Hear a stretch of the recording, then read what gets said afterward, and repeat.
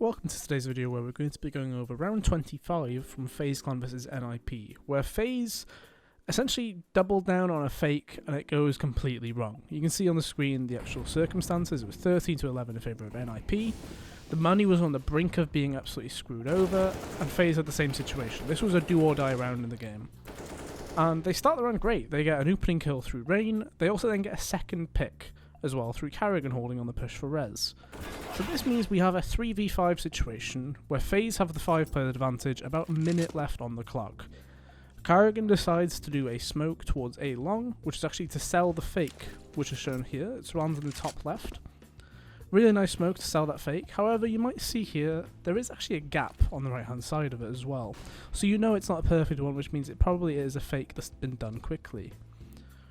In this next clip, we actually see nawwk's POV, where they actually boost over as well, just to guarantee and check if there is anything behind the smoke. And the boost basically means that they are able to completely clear A long and guarantee there is nobody coming from there. This is quite a common thing for people to do when a smoke comes in on A long like that as well, especially if you have an AWP. After smoking, the players from connector rotate towards A, but you can clearly see though that they decide to throw smokes and then rotate off, clearly due to a call from the other side of the map. The call on the other side of the map was from Coldzera, who had lurked into B actually on his own with a Tech 9, attempting to sell the first fake. However, on his arrival he sees there is nobody here, which is why they actually call for the rotate to come through. The issue of course is, as we saw earlier, nawwk had already cleared long. They know it's not going to be an A attack.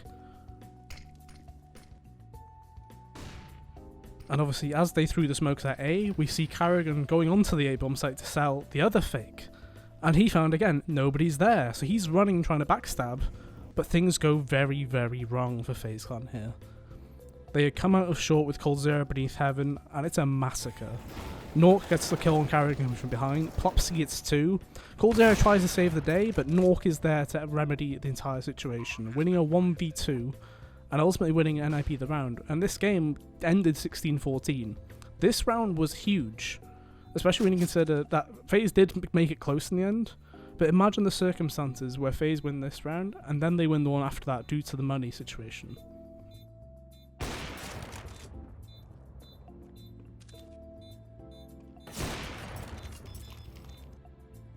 I've included the overhead view here of the actual map, just so you can actually see how much time was left during this entire situation, because we see the first kill comes through in the opening 20 seconds of the round.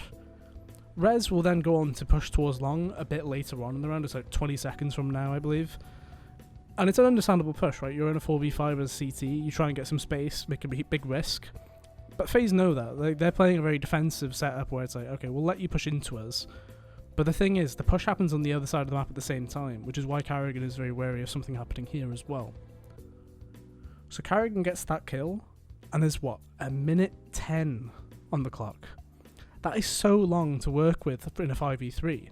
But the issue is, they just play too many different things. It's kind of a case where, you've got too many cooks in the kitchen, right? You've got too many people saying calls across the map.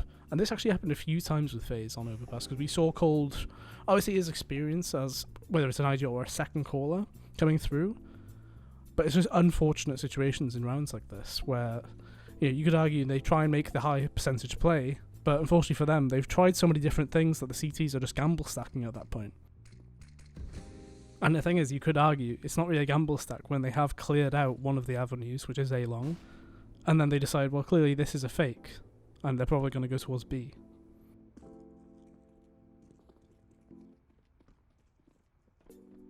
And you can see 20 seconds on the clock is when they actually decide to make that run towards B short, leaving absolutely no time really for error. And unfortunately there is multiple errors. They run around short, the Molotov misses, and then the CTs just mow them down. Like, it is fair though that nawwk wins a 1v2, which is great. I suppose the 1v1 is the bigger thing. But still, it's such a, it's so small in terms of room for error that you really can't be having that happen.